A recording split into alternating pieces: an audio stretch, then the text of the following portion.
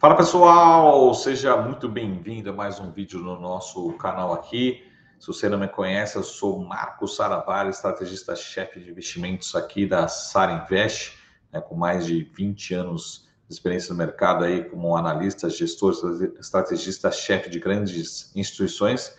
E hoje nosso trabalho aqui é 100% independente, 100% gratuito aqui no nosso canal. Então lembre sempre de deixar o like, se inscrever no canal, ativar o sininho para receber as notificações. E hoje a gente vai falar um pouquinho aqui sobre o checkmate, possível checkmate, inclusive baseado nesse vídeo aqui, baseado no artigo recente publicado pela gestora Kinea, né, disponível aí para todos público, está público lá no site deles. A gente vai falar um pouquinho sobre o que está acontecendo, né, com a Rússia e a relação com toda a Europa, tá? E grande parte dessas informações estão disponíveis novamente no artigo da Kinea, né? Mas basicamente o artigo fala um pouquinho, também faz uma relação com xadrez, né? Se você gosta de xadrez, e ele fala um pouquinho sobre esse contexto geopolítico que a gente está vivendo hoje, né? Que pode ser comparado também ao match de 72, né?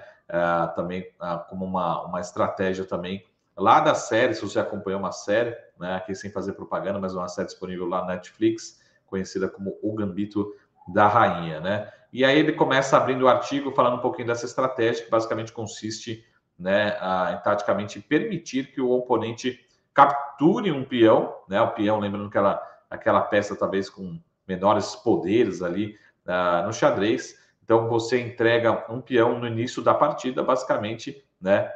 Se for essa estratégia, abrindo uma grande fragilidade no jogo do seu adversário, né? Então, basicamente, a gente vai falar um pouquinho sobre esses fundamentos, né? Mas basicamente o que a gente precisa lembrar também é basicamente a estrutura, né? A matriz energética da Europa e da Alemanha.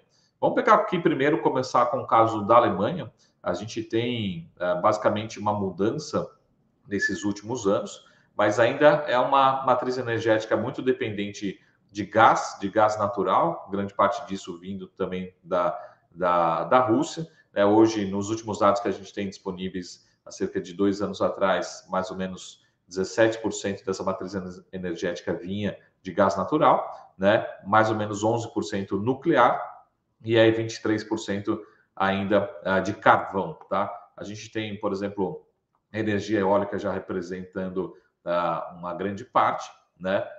Mas a gente sabe que é muito dependente de gás natural, nuclear e carvão, né? Lá na Alemanha, particularmente, né? E quem consome grande parte dessa energia aqui, mais ou menos 20% é consumido no setor comercial e serviços públicos, só que quase 50% fica para as residências, né? Quando a gente fala da matriz energética na Alemanha, tá? E quando a gente fala aqui, vamos falar um pouquinho desse gráfico que está na tela, a gente fala um pouquinho da Europa como um todo, tá? Então, quando a gente fala aqui à esquerda, a gente tem a origem das importações europeias de gás natural, quando a gente também tem há 2, 3 anos atrás, mas também não mudou muito, né? Mais ou menos 42%, né? Muito forte a dependência das importações do gás natural, como a gente viu o caso da Alemanha, também se repete para outros países, né? Na matriz energética, cerca de 42% vem da Rússia, tá? O uso de gás natural na Europa por setor, como eu acabei de falar, a gente tem aqui residencial, cerca de 40%, né? A geração de energia e indústria são outros segmentos. E, em resumo, a matriz energética na Europa depende muito de petróleo, muito de derivados, né? O objetivo do vídeo hoje não é falar sobre ESG, mas depende muito de petróleo, depende muito de gás natural e depende muito de carvão. Tá? Essas são as principais fontes de energia, e as outras, como a gente falou, tem solar, tem hidro, tem outras formas de energia na Europa particularmente. Então, basicamente, né, qual que é o movimento que a gente tem em relação a essa guerra, tá? Então, a Rússia, né, quando falando um pouquinho sobre xadrez, também falando um pouquinho sobre referência nesse artigo, a próxima jogada, como eles dizem, do Ocidente, foi de sancionar, né, o petróleo da origem da Rússia, né? E o movimento não foi sem sacrifícios, né, como fala no relatório, uma vez que o petróleo russo também é amplamente consumido na União Europeia, como a gente acabou de ver, né? Mas, como diz o próprio artigo, a gente vê até uma certa hipocrisia, né, dentro de toda essa relação, já que existem casos até hoje sendo comentados nas mídias internacionais, de que os países europeus estão evitando consumir petróleo russo, só que estão consumindo petróleo de outros países asiáticos, né? E esses países asiáticos consomem petróleo russo, né? Então, é basicamente desviando o caminho da rota, e é um pouco o que a gente vê aqui nesse indicador. Então, a gente vê particularmente uma crescente, né, de importação da Europa, de outros países asiáticos, mas esses países asiáticos sim estão consumindo da Rússia, tá? Então, basicamente, esse jogo de xadrez que é o grande checkmate que se coloca em dúvida no artigo da CNEA, tá? E essa normalização do setor de serviço após anos, né, de Covid, o continente europeu estava prestes a vivenciar um período de crescimento, aí vem a guerra com a decisão de impedir a entrada de bens energéticos, principalmente petróleo e gás, né, da Rússia, e o custo de energia simplesmente explodiu lá na Europa, né? Então, mostrando aqui o último gráfico, a gente consegue ver já as consequências, por exemplo, da balança comercial na Alemanha, principalmente, né? Então, como a gente tem visto, balança comercial caindo, cai o lucro operacional das companhias, despenca todos os resultados, né? As companhias não têm conseguido repassar os custos ao consumidor, né? Inflação muito alta e, basicamente, as companhias têm que parar a sua produção, né? Então, risco de recessão, como a gente viu em vídeos anteriores aqui no nosso canal, né?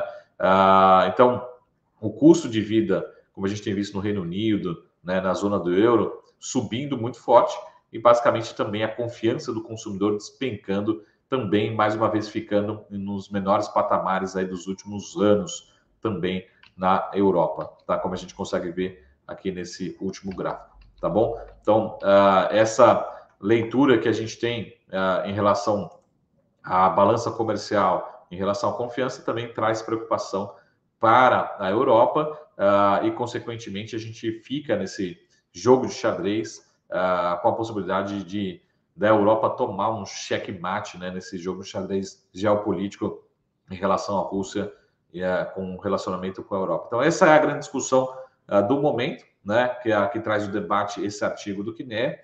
Depois, a gente vai deixar lá no meu Telegram aberto esse artigo disponível para todos, mas ele é acessível, né? Está com acesso liberado para todos que quiserem lá no site da gestora CNEA, tá bom?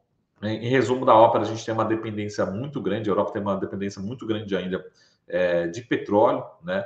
De carvão, né? E gás natural, e grande parte disso continua vindo da Rússia, e essa preocupação já está trazendo resultados bastante negativos, bastante desastrosos, tanto inflação, né, como menor produção e, consequentemente, uma possível recessão mais forte na região, né, a região perdendo força, ficando mais fraca, tá bom? Então, esse é o grande desafio da Europa nesse momento, nesse cheque aí, nesse possível checkmate da Rússia. Esse é o grande dilema aí desse segundo semestre, tá bom? Então, deixa aqui nos comentários, né, qual que é a sua preocupação em relação a todo esse desfecho geopolítico, né? E quem realmente será que sai vencedor? Será que Europa ou Rússia dentro desse embate geopolítico, tá bom? Então lembre sempre de deixar o like, de deixar os comentários, ajudar o canal a chegar com conteúdos cada vez mais longe, e a gente se vê em breve aqui no próximo vídeo. Até mais, tchau!